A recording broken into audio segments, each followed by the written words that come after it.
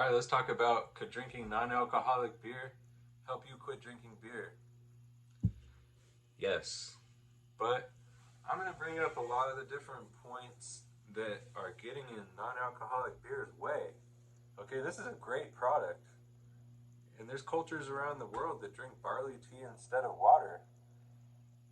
America actually drinks non-alcoholic beer, which was, you know, less than 0.5% beer, as water when water wasn't safe enough to drink because the small amount of alcohol would kill the bacterias and fungus in the water supply. So non-alcoholic beer actually kind of is water at certain periods in human history. And to try to draw all these stigmas against it, I'll tell you the ones that you're going to face when you start cracking non-alcoholic beers. It's silly because there's almost more of these stigmas than there are for real beer. Now, the first one that you're going to face is that you look like an alcoholic drinking one of these.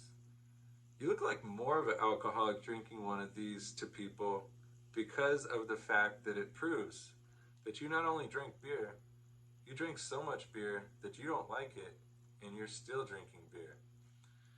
So fucking what? You know? I don't care. I like the flavor of it. Some people like the flavor of beer, and I beer tasted for a while, so I like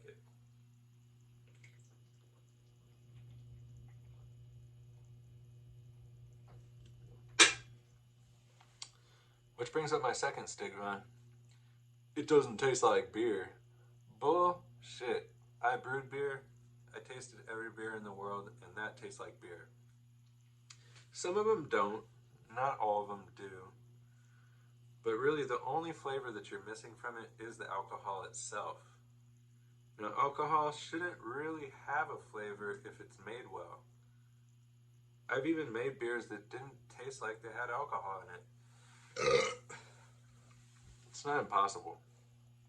It's just a lot of the beer companies are so lazy, they're just leaving the cogners in. Because you, as a drinker, expect the alcohol flavor to hit your tongue. Now, if you get into better and better beers, you're not going to sense the alcohol flavor, and it's going to taste a little bit more like non-alcoholic beer. Even if it's a 10% beer, I've tasted 10% beers that didn't taste like they had alcohol in them. It's not impossible. It depends on how you brew the beer. So that's the second one you're going to get. First one, you look like an alcoholic. Second one, you're being made fun of because you're drinking something that doesn't taste good. That's wrong. It tastes better than beer because it doesn't have alcohol, which is the biggest cogner in the world. Its cogners are off. Flavors, alcohol, heavy alcohols that make you hungover.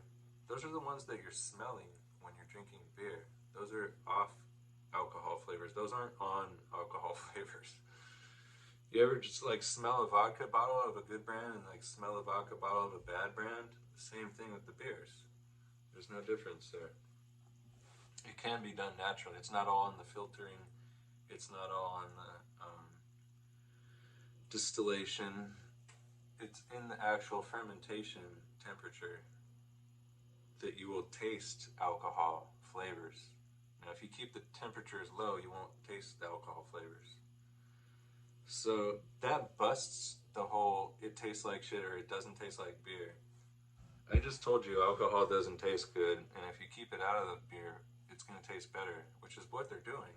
They're basically making beer and then taking the alcohol out. So it does taste good because I'm a professional beer taster and it tastes good to me. Next stigma.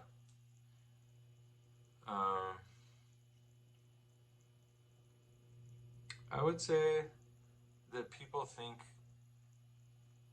it's not proper to drink it everywhere.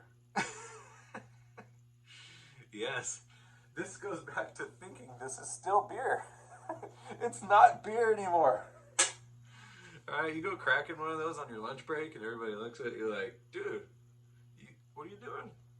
Hey, it's not beer. Who cares?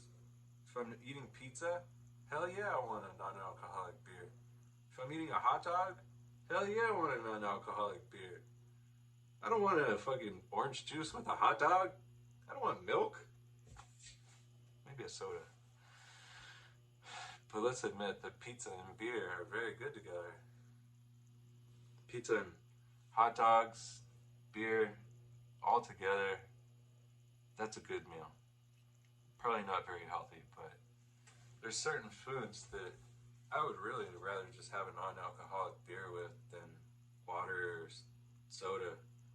So I have a flavored love for non-alcoholic beer. And could this help you quit drinking beer?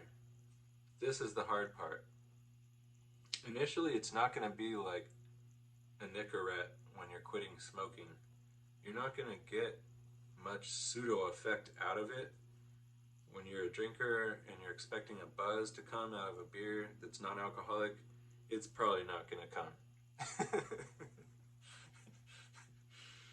Okay, now over the years, when I first quit drinking beer, I didn't care to drink non-alcoholic beer. It was more like, who cares, you know? If it's not beer, it's not beer. But then after a few years went by, it was more like, well, I'd rather have a non-alcoholic beer than nothing. And it's found its place. Golf. Do you ever like get really hot on the golf course? You're hanging out with all your friends. You want to crack a beer because they all are, but you don't want to get all dizzy and not be able to see the ball anymore. Reach for it. O'Doul's first marketed to golf because of these reasons. Places where it works. Okay? Now, initially, yeah, drinkers don't like non-alcoholic beer most of the time. I don't think they're the main consumers of it. I think it's people that already quit drinking beer, let some time pass, and then open their minds towards it. It's hardly anybody.